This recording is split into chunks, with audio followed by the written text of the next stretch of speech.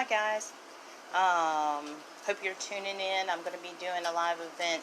Hopefully I can get the speaker to work and the volume to be good for the broadcast of Haunted Tales from the Old Rocking Chair.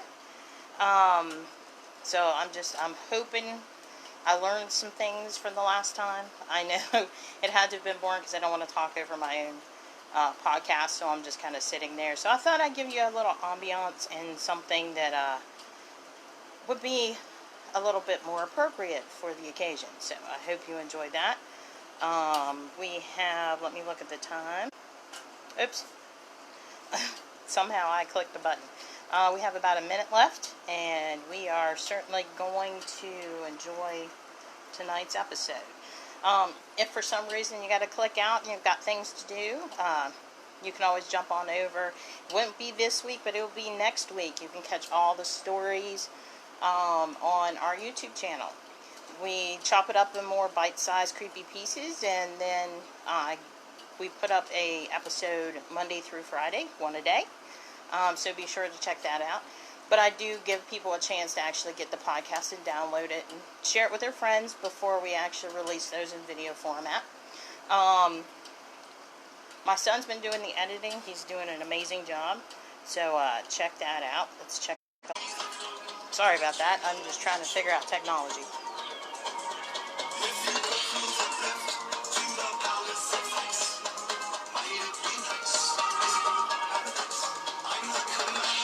Can everybody hear okay? Is the volume high enough?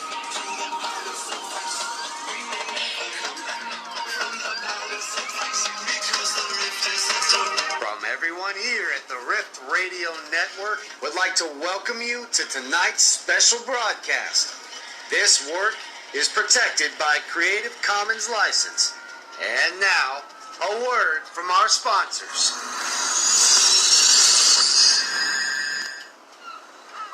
Beyond Earth Healing, your source for alternative and holistic full healing services by Reverend Kayla Ray.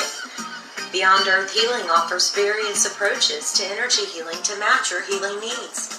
She is led by her guides, angels, and more to help you heal. Located out of Lockport, New York, and if anybody has any questions or wants to make a comment about any of the stories, I'll be here throughout the whole live. So, I'm not disappearing. I'm just giving you The Skeleton Key, this mystical shop found exclusively on Facebook, is stationed in Blossom, Texas.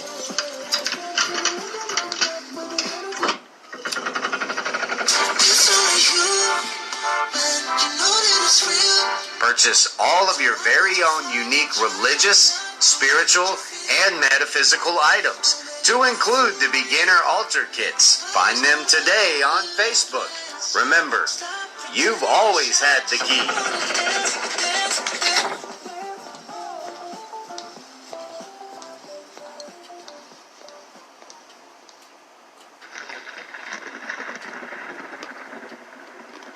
Welcome to the Haunted Tales from the Old Rocking Chair. And now your host, Christina Spencer. Hey guys, try not to message me right now if you're on the live. It does reduce the audio. I'm still trying to sort some technical things out. So, yeah, if you guys could just hold off messaging me, that would be great. I hope you enjoyed tonight's show. I'm pretty excited. I got some pretty good stories this time. So, sit back, enjoy, get a little creeped out, get a little cozy, and here we go. Haunted Tales from the Old Rocking Chair.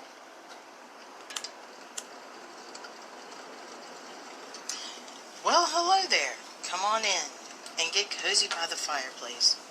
Let me get settled into my old rocking chair, and I'll tell you a couple stories. Haunting stories. Stories that are not for the faint of heart.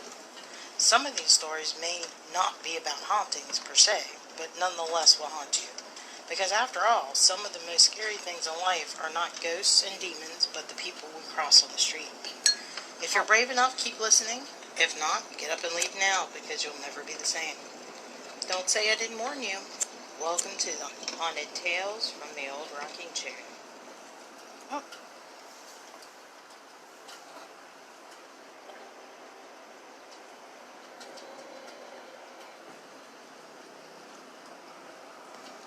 Sleepwalking caused by something paranormal.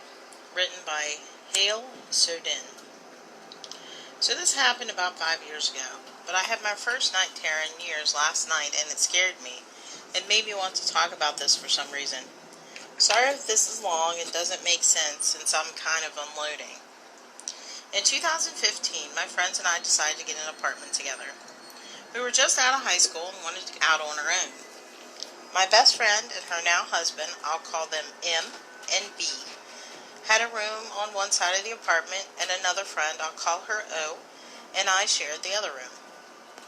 For the first week or so, everything was fine. Then one night, I started having pretty rough nightmares.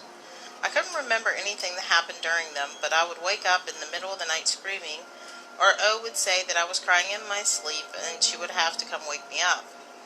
At the time, we all didn't really think anything of it because I just recently lost my mom and was having a hard time with it, and we just brushed it off as grief.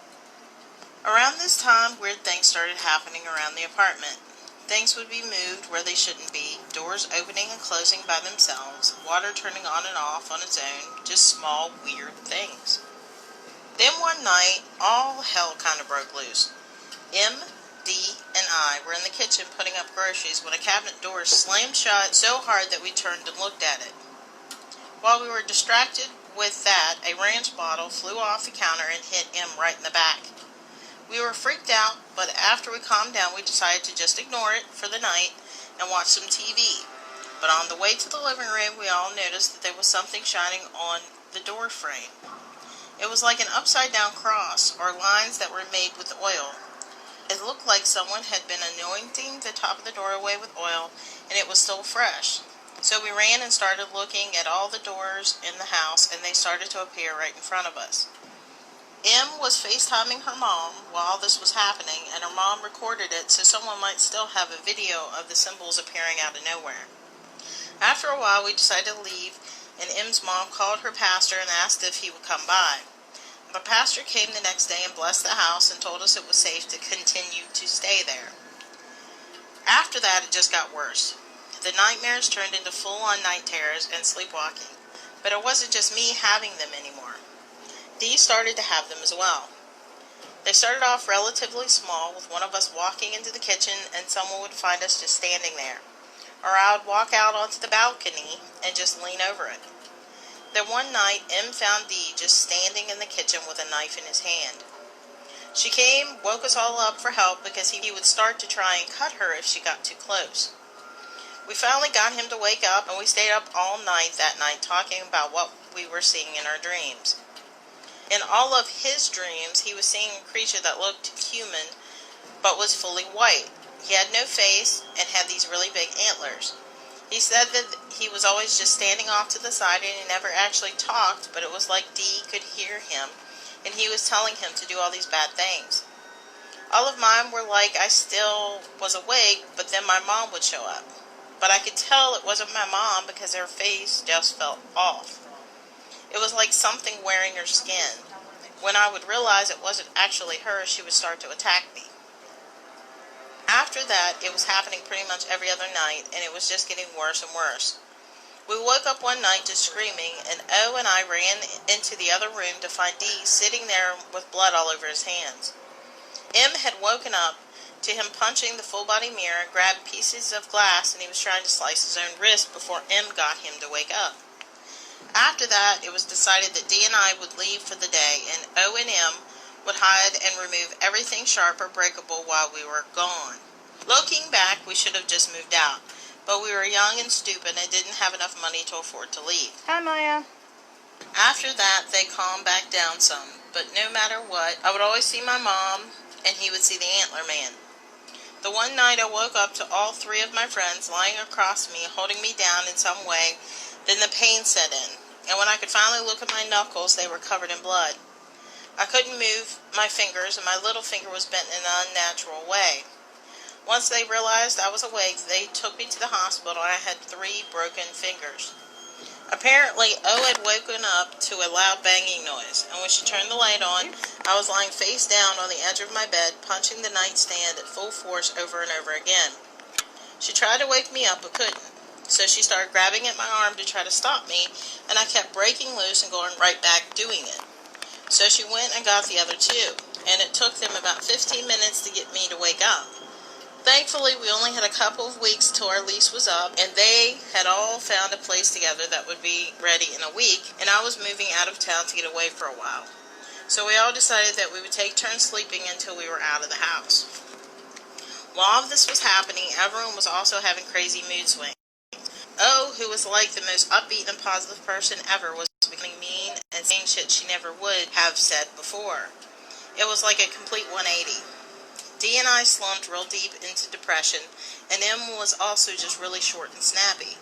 Even friends that would come over and stay with us would say they felt really weird and that they felt stuffy. After we moved out, everything seemed to come to a stop. I was still having nightmares at first, but they finally stopped soon after. We even all lived together again about a year later, and everything was fine. We all moved on with our lives, but it's really hard for us to talk about with each other. D and I thought it might be a demon, and he was seeing its true form in his nightmares, and it was hiding behind my mom and mine because that would make it easier to break me. But I still have no idea what happened to us, or why.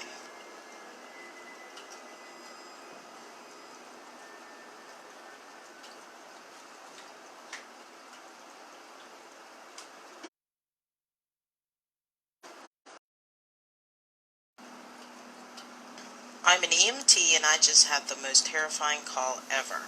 Written by TYX31. Hi everyone, my name is Ty, and I am an EMT in Canada. I'm a long-time lurker to no sleep, but I had a call the other night that is making me submit for the first time ever. For a bit of a backstory, I work in a major metropolitan city running both emergency and facility transfer calls. Every so often, we will get a long-distance transfer, or an LDT, which is when someone is returning to their home community after being treated in the city. The LDT itself was uneventful, as they generally are, and my partner and I were excited for the road trip home, listening to music and having some road snacks, but it wasn't meant to be. About 30 minutes into the drive home, our data terminal toned, and our dispatch came across the radio. B9, you have been attached to a 31 card. Our partner and I looked at each other and shrugged. B9 copies.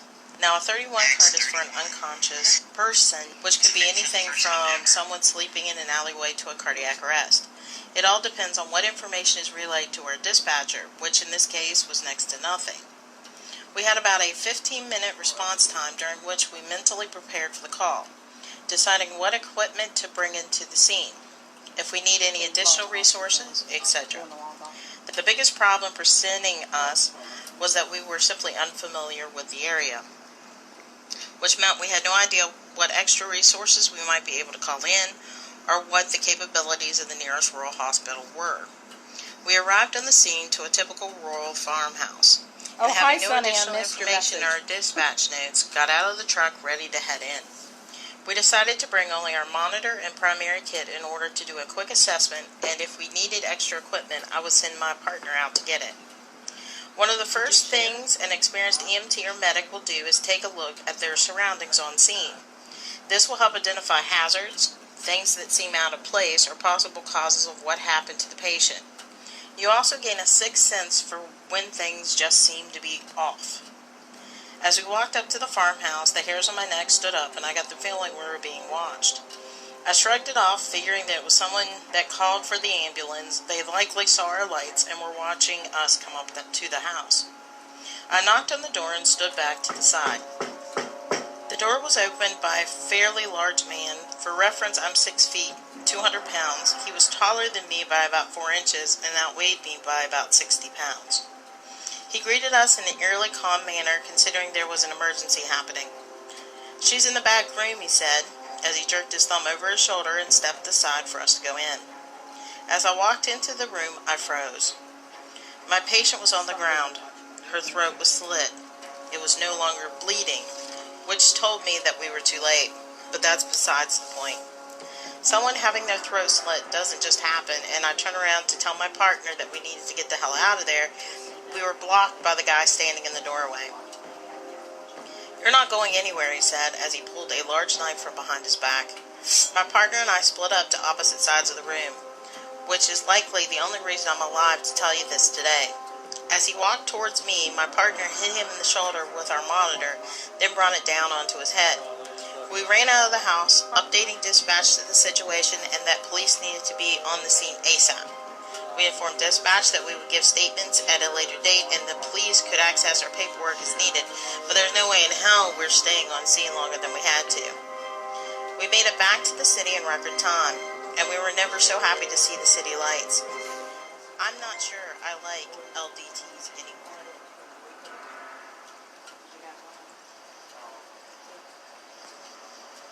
The Woman in White, written by Alice B. Sullivan at alicebsullivan.com. This is my encounter with something I truly can't explain. It happened when I was in early middle school. I remember the night vividly because I was truly, undeniably afraid. I haven't shared this story since high school, but there isn't a day that goes by where it doesn't pop into my head. It was a late night 15 years ago.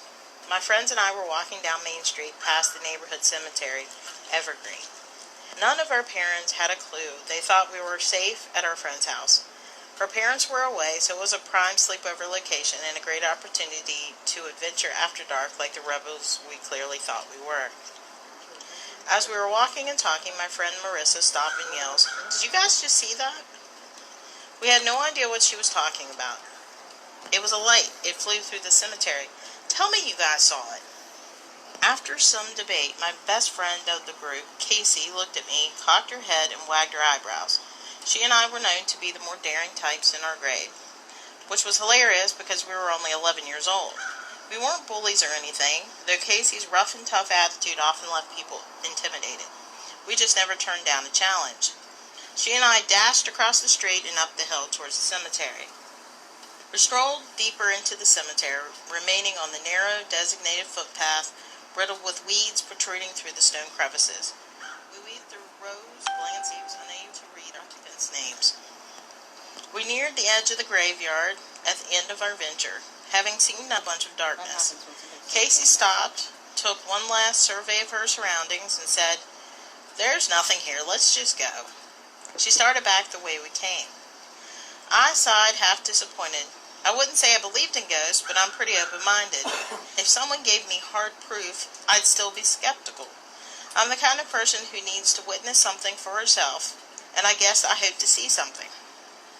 As I turned, ready to follow my best friend away from the way too black darkness, something caught the corner of my eye.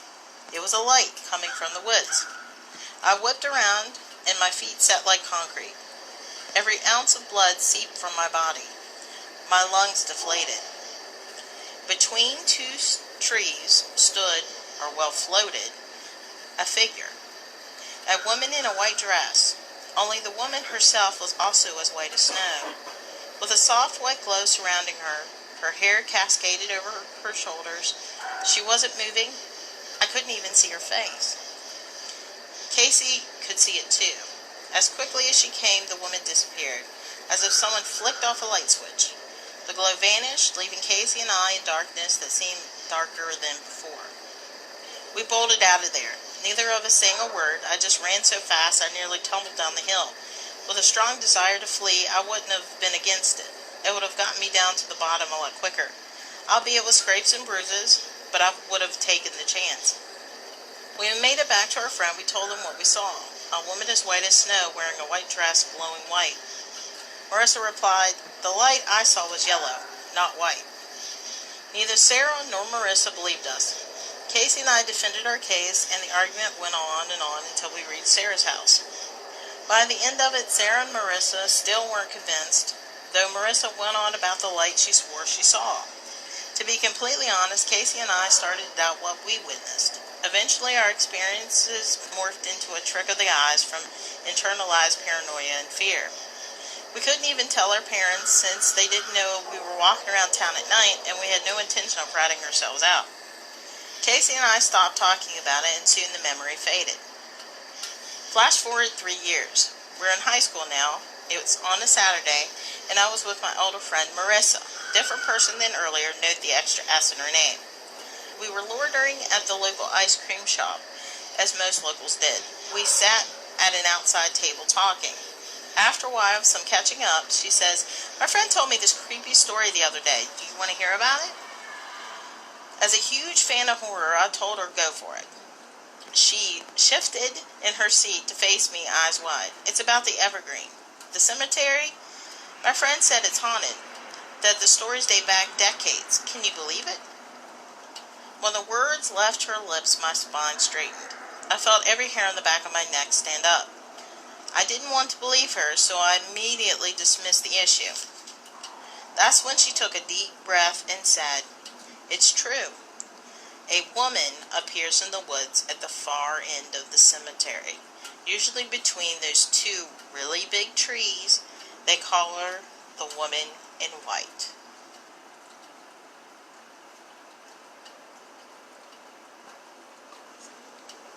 The Town is Just as Haunted as the Woods, Part 1, written by Crossing the Rubicon.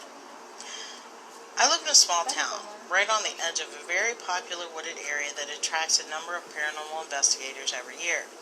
There have been multiple stories of weird things that go on in the woods. Black-eyed girls, pigmen, cult activity, weird cemeteries, alien sightings, etc., etc. Most of the locals have witnessed something weird go on in the woods, which has widely been reported. But I wanted to talk about a few experiences I've had from living in the town first. I'll start with the experiences from my parents' house. So this town is an ex-miners community. Most of the town is now built on top of old mines, including my parents' house. My parents' house is, and in my opinion, 100% haunted. There's certain parts of the house I won't go into on my own, so let's start from the beginning. We moved into the house back in 1999. Little things would happen, like things would go missing and turn up in weird places, but nothing major. Things started to pick up over time. One night, my dad, who used to believe there was no such thing as ghosts, was up late doing paperwork. He heard footsteps on the stairs and thought it was my mom coming down. After they reached the hall, they stopped. He thought it was a bit odd and was about to get up to see what was going on. That's when his glass of wine slid across the entire dining room table and smashed against the wall. Another experience my dad had was when he fell asleep on the sofa and said he was thrown across the room and he heard a man's voice tell him to go to bed. Or some personal experiences I've had in the house include seeing an apparition of some old-style boots walking behind me in a mirror, footsteps and voices heard in the hallway dining room area at night. The whole family has seen things move across tables and on the fireplace. The things that creep me out the most is that we have all seen the face of a man appear on the living room window. The front of my parents' house has a very long driveway, so we knew it's not just someone walking past it. We've all seen it, including visitors to our house, and everyone has described it in the same way. The one experience that sticks with me the most is the time I was washing dishes in the kitchen. It was pitch black outside, but all the kitchen lights were on, and you could see into the hallway. I saw the reflection of what I thought was my dad walking past behind me. I even felt someone walk past behind me. He carried on walking into the next room, which is the downstairs toilet. I started talking to him and thought it was a bit rude he didn't answer me. I then walked into the living room to find my dad sitting there. I asked him why he had not answered me, and his response was he hadn't moved from the living room all night, but I know I saw a man walk past me. The room that creeps everyone out is the dining room. This room is an extension onto the house that there is an archway connecting to the next room. There is something about this room and that archway that unsettles everyone. This is where a lot of apparition activity has been spotted, including shadows, footsteps, and just general unsettling feelings. I've also experienced someone tapping on the window from the outside of the dining room while I was home alone. The outside of the window is a garden, which is only accessible through the back door of the house. There are so many experiences that I want to talk about, which happened in my hometown. I feel like this could be a few parts. I just want to point out I've been on a few local ghost hunts and have met a fair few mediums. They've all said that I'm sensitive. which is apparently someone who isn't psychic, but is able to sense or see more than the average person, which honestly would explain a lot because I've witnessed a lot of weird things. The Town is Just as Haunted as the Woods, Part 2, The Little Girl, written by Crossing the Rubicon. I visited my parents' house this evening for dinner, which reminded me of a few more experiences that I'd had in the house which I missed out of my last post. So back when I was 18, I worked nights. I came home at 7 a.m. on a Saturday morning with my now fiancé. We used to work together, that's how we met. We were always super quiet in the morning because everyone else would still be in bed. We went straight into the kitchen as usual and clicked on the kettle to make a post-work brew before bed. I also forgot to put out in my last post that the very active dining room is the room attached to the kitchen, so you walk through it to enter the kitchen. Myself and my partner were quietly chatting away when we heard footsteps in the hallway, which entered the dining room and abruptly stopped. We both heard as clear as day a woman start laughing. We both whipped our heads around thinking it would be my mom, but obviously there was no one there. Everyone else in the house was still asleep in their bed. The following evening, when I woke up, I spoke to my mom about what had happened in the kitchen. She told me that she had also been experiencing weird things go on in the house earlier that week. At this point, we were used to the spirit of a man that lived in our house, but this was something else. It felt more sinister. The following week brought some odd activity to the house. I and the rest of the household on different occasions heard a little girl skipping and laughing in the hallway.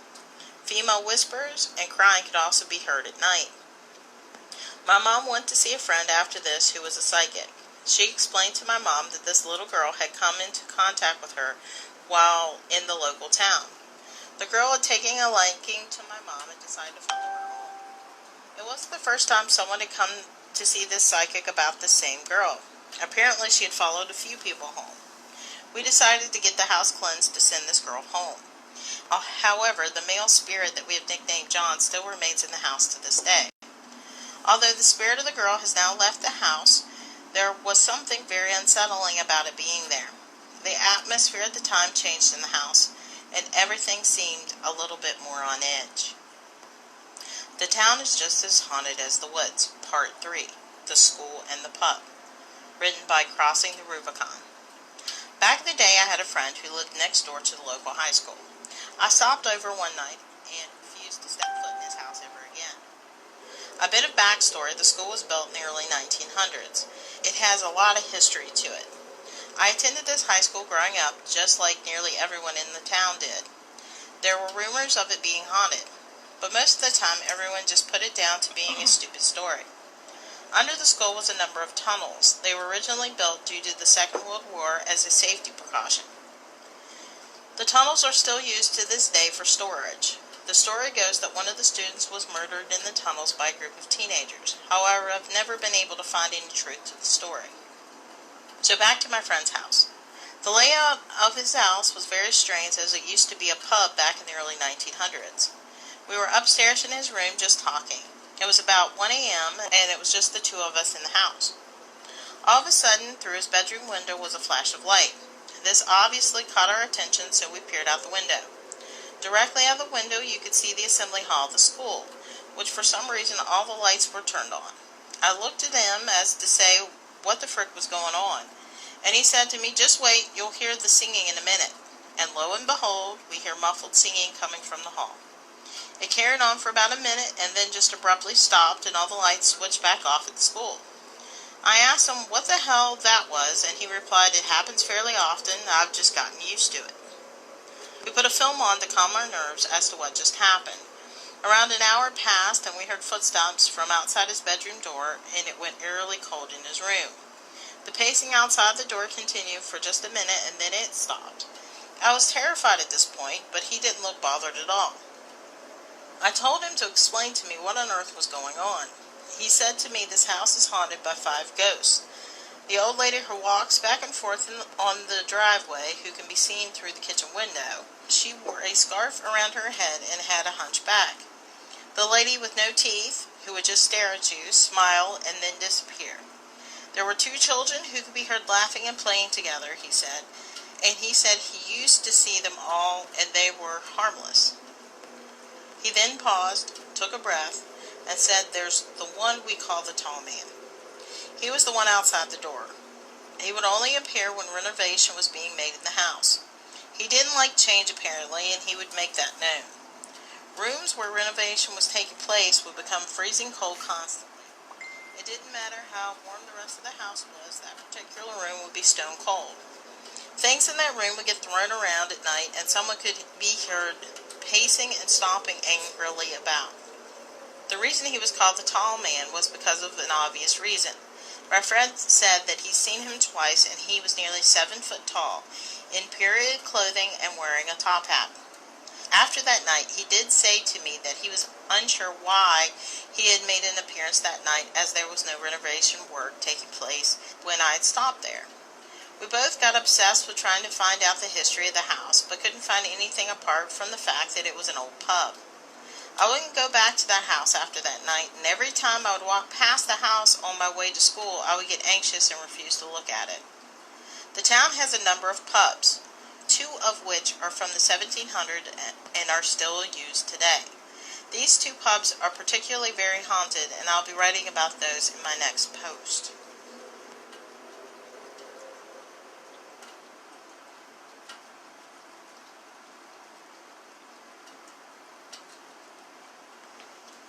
My grandmother, written by Cambo Juice. This is my first post, so bear with me.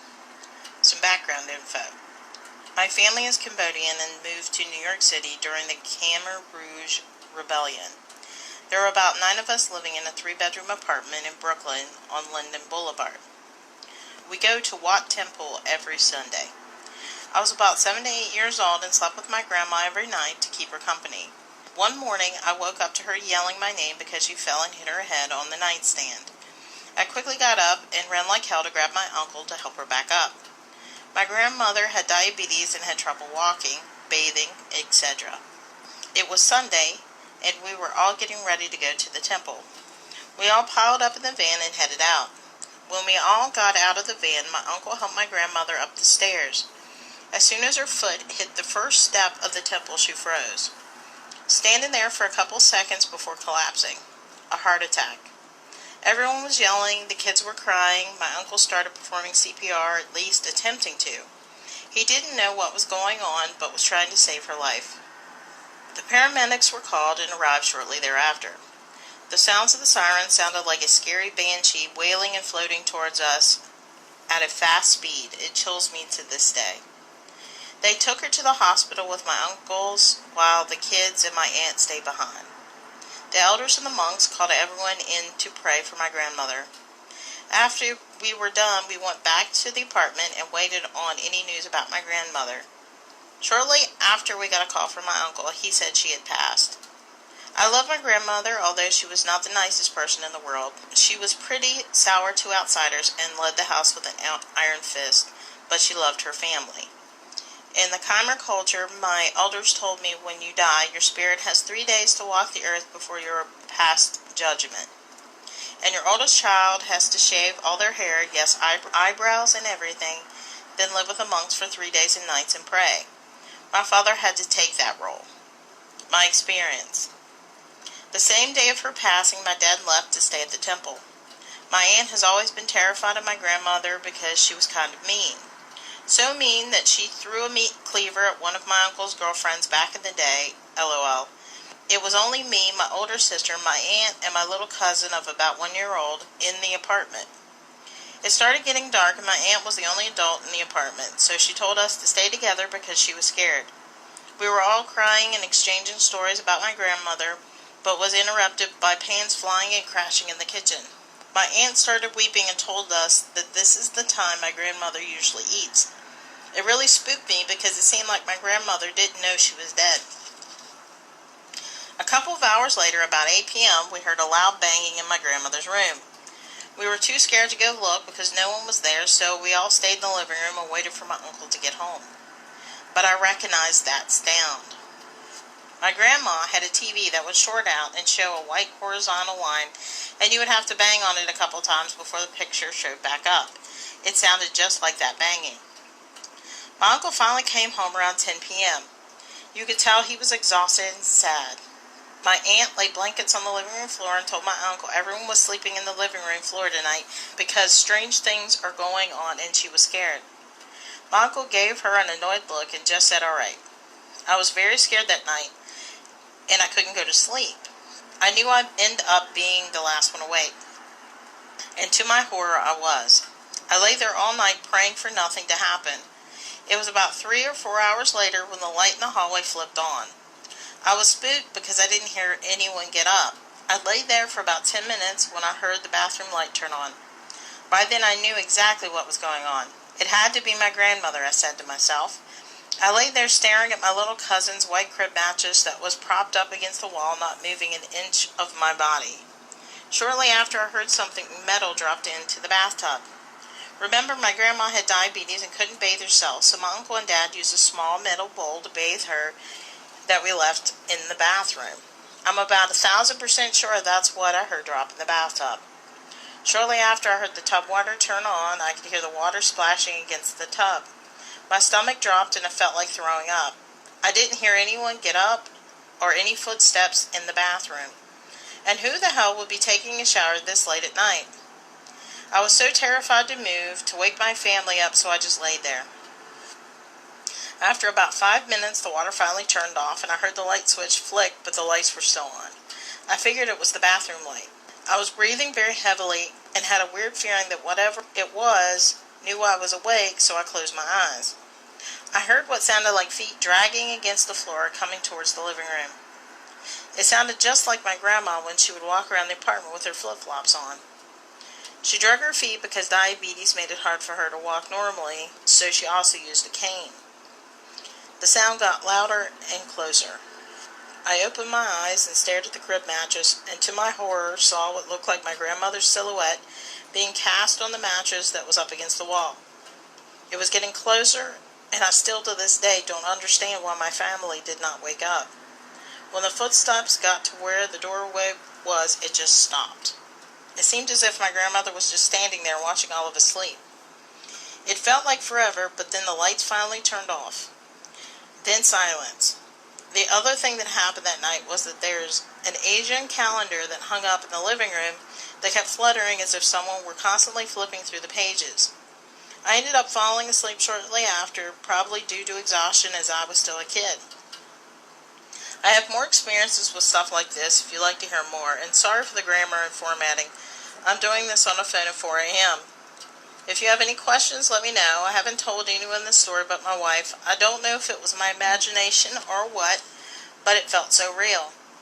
I know it wasn't a dream, that's for sure, because I had a nightmare when I fell asleep that night.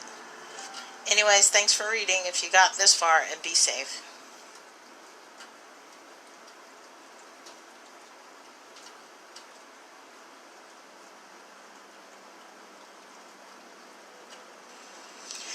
Note to self, summoning Satan is a no-no. Written by Captain Tomanowicz. Everyone seems to start these stories with "I'm skeptical, but," so this time won't be an exception. I'm not an atheist, though. So, my friends and I had a bottle of gasoline. Trust me, this isn't supposed to be a funny story. We're all car guys, so we sometimes have some contaminated gas left over. Anyways, we wanted to get rid of it the only way possible for teenagers to think of. Burn it in the field to see fire go woof and empty bottle go boom or whatever. The three of us, giggling, made our way to the nearest cornfield that had an opening, apparently from a truck making a U-turn or something, as the farmers had been planting the corn. We decided to get as much stuff to burn, dry leaves, branches, etc., to make a huge campfire and help it warm up with half a gallon of 92-octane gasoline. It burns really well. Both of my friends were filming the whole process as I poured gasoline all over the place and made a line of gas going from the pile of dry stuff, and one of them said, "We're summoning Satan," and all of us kind of laughed it off and didn't pay much attention to it. The whole thing went pretty well. No one got hurt. We didn't set the jungle on fire or anything, just fooled around quite a bit. My buddy's phone started breaking down while filming though, and it was in a weird manner as well. The recording continued, but the picture turned black and white, and what it seemed like copied itself and pasted 8 red-tinted, semi-transparent, smaller versions of itself on the screen in a grid-like pattern. It stayed like that for a few seconds and then the phone turned off. We just laughed at our friend's now broken Galaxy S3. Yes, it did happen a while ago, and went home as it was really dark by that time. The next morning, my other friend, who filmed it all with my Galaxy Note 2, yeah, a long while ago, and I met to wait for the S3 guy to complete the trio and discuss the way we gain world dominance by the evening and such. When we saw him come up to us, pale as hell, and his eyes screaming terrified. Turned out the phone was alright and even saved the video with the glitch as it was, and he watched the video right before coming to us. You guessed it, he saw a ghost. As the image on his screen collapsed into some red-tinted shatter, he turned away from the fire to see better and get a grasp of what happened to his phone, pointing the camera away from the fire into the corn. There was a quite distinct black and white silhouette of a ghost-like creature looking at the fire. Well, yes, you could take it for a glitch or a glare in the camera lens, so we didn't think too much about it. The creature, if it existed, which we doubted and sure as hell wanted to doubt, was standing right next to us, as if it was the fourth friend just looking calmly at the fire. Then we decided we watched the one on my phone to make sure it's just a glare so we could sleep tight. Well, we wished we hadn't, as there was yet another, this time more distinct figure to be found just as the other friend pointed the camera the same way the first guy did. So a face staring at us or the fire with an evil smile. Just a face picking out of the corn. No body, no nothing. With no glares that looked like that or were the same color or any other glare at all. Days and years passed. We're still kind of skeptical about it, or at least try to be. But with all the facts combined, we to this day still can't find a reasonable explanation for it. We even tried to repeat the thing with the fire and took a bunch of cameras with us, but we chickened out to do this at night as we had done it the first time, so no luck at finding ghosts in broad daylight.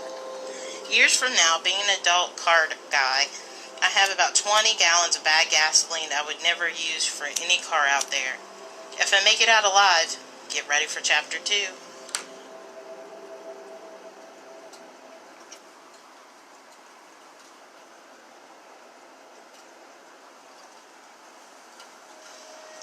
My Scary Story, written by Zoef2202. Let me give you a little background first. This is about the sister who I really don't like.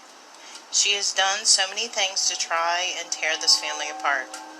Since we moved to England, she's bullied my stepbrothers, made up stuff about the same stepbrother, and has self-harmed and attempted suicide, and we all know for a fact it was just for attention. She admits it. This sister has done all kinds of drugs, so I'm not too surprised on what happened to me, but it was still one of the scariest moments I've ever experienced. When I was around, I think, 13, I went to bed as usual. I had a weird vibe the whole day, but I didn't think anything of it. Later, I had the weirdest and scariest dream I've ever had. The dream, I was at my house in England, and we were setting up my parents' bed in the living room. And then my sister calls from my room to my mom, but it was in some weird gibberish. Somehow the rest of my family understood her, but I couldn't. Her and my mom continued to go back and forth for a little bit, and she was still talking gibberish, but the gibberish didn't feel right. It felt demonic and really uncomfortable. We finished setting up the bed, and then we went into my room. At this point, I woke up, and in real life, I felt something or someone in the room. I looked over at one of my posters and I saw the darkest shadow. It genuinely felt like the devil himself was in the room. I turned to the other side of my room to face the wall. I just started praying and my chest started to feel really heavy and it got harder to breathe. I eventually fell asleep again. You know how people say that drugs are a gateway to hell and they allow demons into your life? My sister has done so many drugs. When I woke up, I put 2 and 2 together, and I realized maybe a demon that she had tried to take me too. My whole family truly believes my sister is somewhat possessed, and that she carries demons around with her everywhere. I've looked at my sister the same way as I did when I was 9. She has been so terrible since the first time she tried to commit suicide, and terrible is an understatement.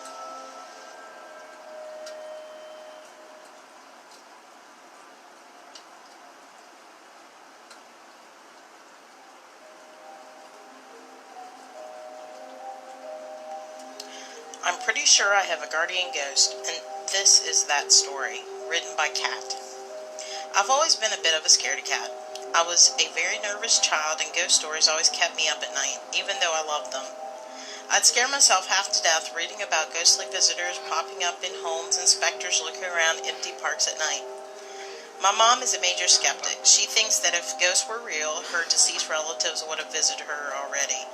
But as I'm going to explain here, I think that one may have visited me. I have two stories, seemingly unrelated, but I'll tie them together in the end. The first takes place in my New York City apartment. I'm a lifelong New Yorker, and the apartment I live in has been occupied by some member of the family since around 1985. The apartment is small, it's only a one-bedroom, but since it's my folks and me, we've made do.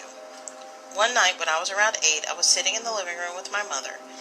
It was a summer night, and I was such a baby that I was too scared to be in there alone at night.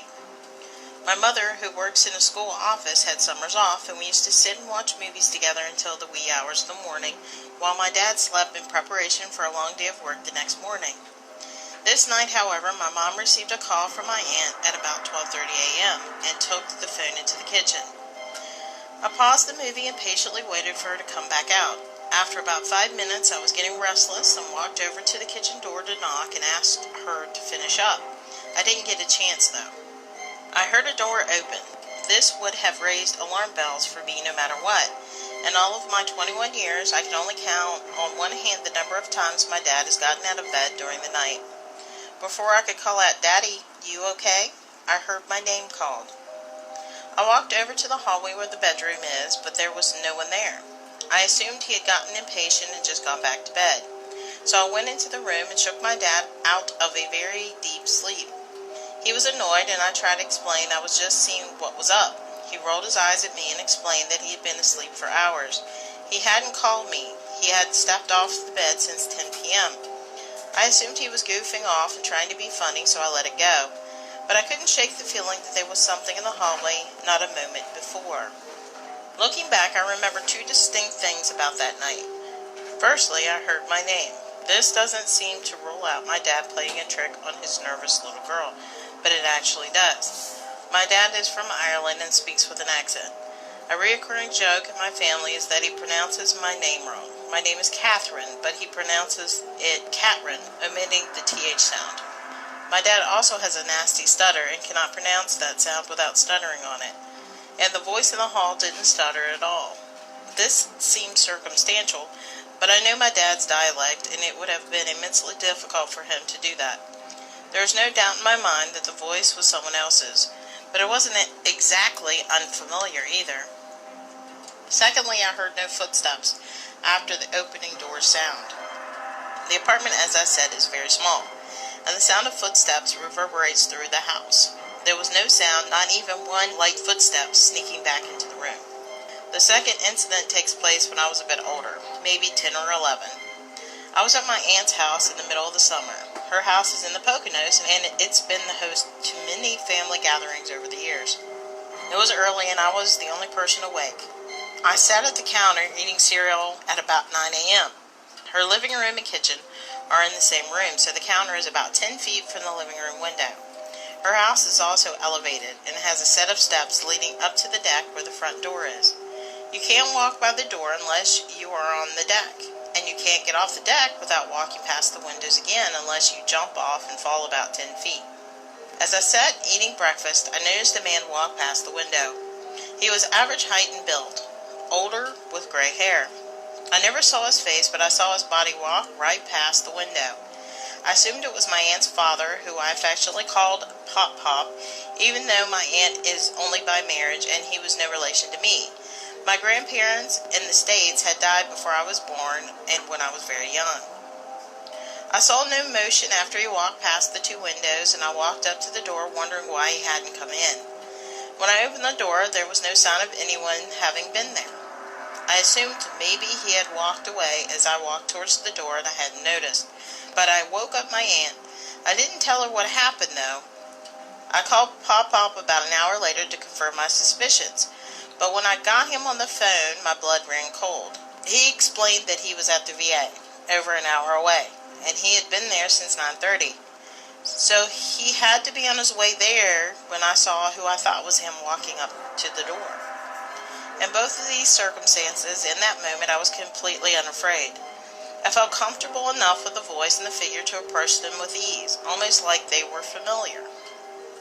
My real grandpa, who I called Papa, lived with my family and me from the time I was born until he passed away when I was 2.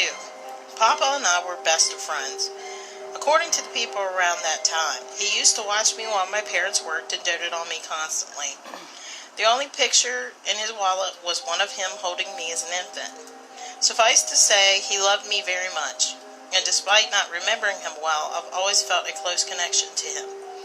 He died in the very hallway I heard the voice from of a heart attack in the middle of the night. My mom came to the obvious conclusion that, and she firmly believes, that he was in the hallway to come check on me as he did every night. So, a familiar voice and figure that I can't quite place but feel comfortable enough in the presence of to approach. I'd never have such memorable experiences again, but I do often get the feeling that I'm not alone in my home. It's never a bad feeling. It feels almost as if someone was watching over me and letting me know that I was not alone. That feeling has calmed me down during anxiety attacks and helped me push through difficult moments when I feel like I'm the only person in the world who feels like this. And after thinking about it, I'm almost certain it's my Papa. I know this isn't the spookiest ghost story, but maybe there is such a thing as a friendly ghost.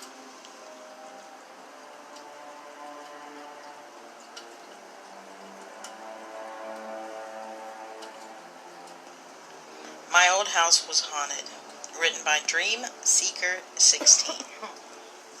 About 10 years ago, my boyfriend, we'll call him Dick at the time, had gotten a house. He was barely moved in, but I stayed the night one night. We had gotten into some sort of argument, so I slept on the couch. I was laying there, and all of a sudden it sounded like every single cupboard in the kitchen slammed. The kitchen was on the other side of the wall of the couch I was sleeping on, so it was very loud. Dick, who slept upstairs, said he didn't hear anything. I ended up moving in later. I always had this creepy feeling from a little crawl-space door that was in our closet. It would just be open sometimes, even though we would make sure it was latched, and we never actually went in there because it was just a bunch of loose insulation and it was hot as hell in there. Anyway, 2 other incidents really stuck in my mind. Once, I was looking everywhere for my perfume. I always kept all my perfume and deodorant on top of the dresser, so it should have been there. And the specific one I wanted to wear that day was just gone. I looked in the bathroom just in case I'd forgotten, and I used it. Nowhere to be found. This was during warmer months because I always just wore flip-flops. Well, a couple weeks later, I needed a pair of socks, so I opened the sock drawer. It was a smaller drawer, and it was also on the top. My missing perfume was in the middle of the drawer in just an empty circle surrounded by socks. I asked Dick, and he said he didn't do it, which I believe because he was never really a prankster. So my mind was just blown away. Now comes the most terrifying incident. Dick worked on semi-trucks. I would have to go out in the middle of the night sometimes on a call for someone being broke down. I couldn't tell you what time it was, but he got a call and he was pissed because we were both sleeping. So he got up and left. I just laid there trying to go back to sleep. I'd say about 20 minutes passed, and all of a sudden I heard a man's voice yelling from the bottom of the stairs. It was not his voice, so I immediately froze. I will always remember what he said, too. He said, "Woman, what the frick are you doing?" I closed my eyes and I was scared shitless. I didn't know what the frick I was going to do. We only had one set of stairs, and if someone was in the house, I was fricked unless I jumped out a 2-story window. So I just laid there hoping I was hearing things or dreaming since I was half asleep. About a minute passed, and suddenly I felt a rush of air in my face, almost like a high-powered fan hit me right straight in the face. It was quick, and the voice was right in front of me, and it said, "Are you scared now, bitch?" And it gave me an evil laugh. I've had multiple paranormal occurrences throughout my life at various locations, but this was by far the scariest thing I've ever experienced.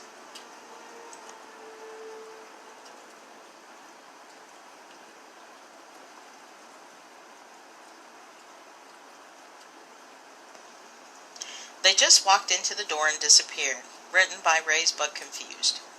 You may recognize that I've recently posted about the presence I've grown accustomed to that follows me around and is sort of like my silent buddy. This is an experience in a different country, which was Poland. I'm originally Canadian. My parents were both born in Poland but met and had children in Canada. My mom's house was out in the farmlands, but my dad's house was in a small town with a huge amount of history, Sandomierz. This house he grew up in was a small house to begin with, but throughout had so many additions that it now resembles a small mansion. The house is also very poorly insulated, so the stairwell, basement, attic, and all the hallways were usually freezing cold in the winter. Only the bedrooms have a radiator in them to maintain the heat. The house has 3 main floors that are often used and an attic with a fireplace in it. It really is a beautiful house.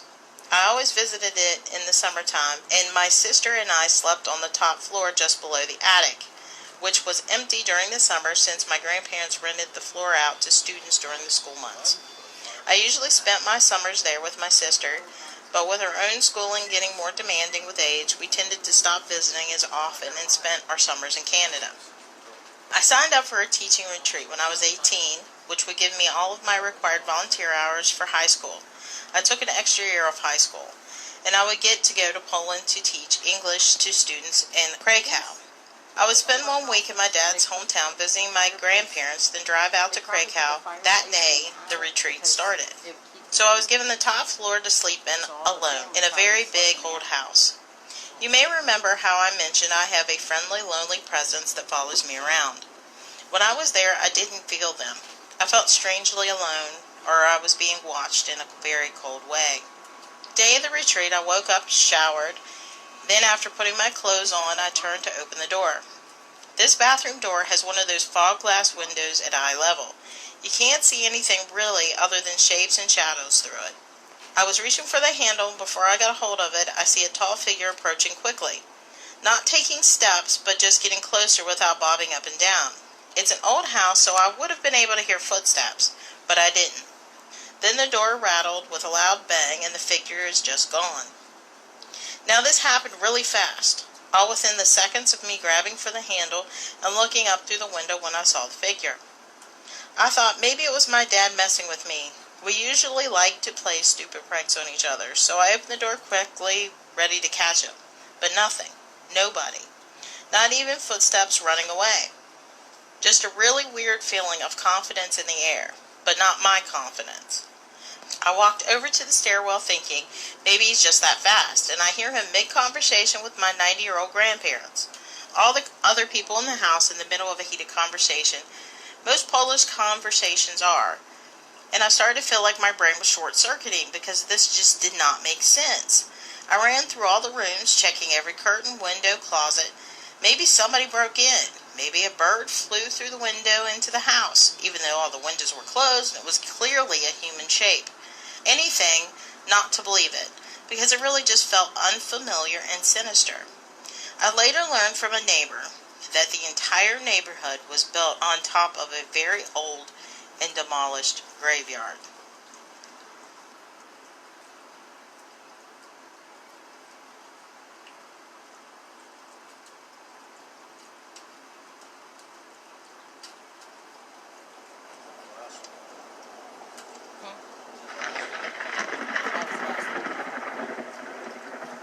I hope you all enjoyed all of our haunted tales this evening. If you would like to discuss any of the stories on tonight's podcast, or just chat live with me, join our Discord server. I'm always live on there during and after the podcast every Sunday night starting at 7 p.m. Join our community on our Facebook group page and YouTube channel. If you have a haunting story of your own or artwork and you want to submit it for consideration for the future show, drop me a line on our Reddit page or email address. All our links are below in the description. Special thanks to Darken Mood, Darken_M00D, for all his wonderful art that you can check out on his Reddit page. I want to thank all our brave storytellers, for without them there would be no show. A detailed list of story credits are in the description. But most importantly, I want to thank you, the listener, for taking time out of your day to listen to Haunted Tales from the Old Rocking Chair. I hope you have a wonderful night, and as always, sweet dreams.